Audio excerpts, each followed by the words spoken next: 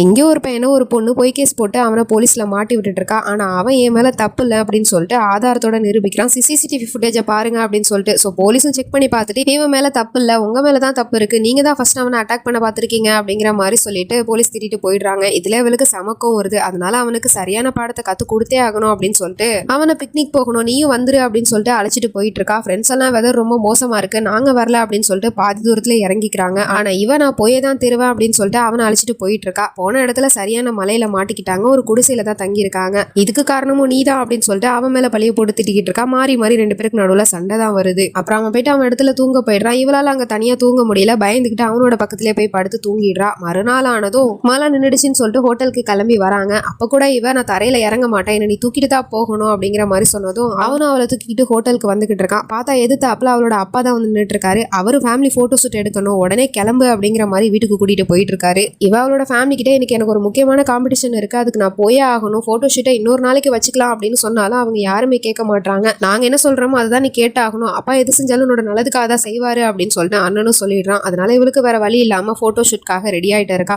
கொஞ்ச நேரம் கழிச்சு அந்த பொண்ணை போயிட்டு கூட்டிட்டு வாங்க அப்படின்னு சொல்லிட்டு பாட்டி அனுப்புனா அவங்க பார்த்துட்டு ஷாக் ஆகுறாங்க. ரூம்ல அந்த பொண்ணையும் காணும், அவ காம்படிஷனுக்கு வச்சிருந்தா வாழையும் காணும். அப்படின்னா அவ இங்க இருந்து காலேஜுக்கு போயிட்டாளா அப்படின்னு சொல்லிட்டு ஷாக் ஆகுறாங்க. எஸ், அந்த பொண்ணுமே காலேஜுக்கு தான் வரா. வர்ற வழியில அவ ஹோட்டல்ல வேலை பார்க்குற பையன் மேல இடிச்சு மோதிடுறா. இவன் இங்க என்ன பண்ணிக்கிட்டு இருக்கான் அப்படின்னு முழிச்சிட்டு இருக்கா. இதோட ஃபுல் வீடியோ லிங்க் நான் கீழே கொடுத்துருக்கேன், அதை கிளிக் பண்ணி பாருங்க. அப்புறம் மறக்காம நம்ம சேனலை சப்ஸ்கிரைப் பண்ணிக்கோங்க. தேங்க்யூ.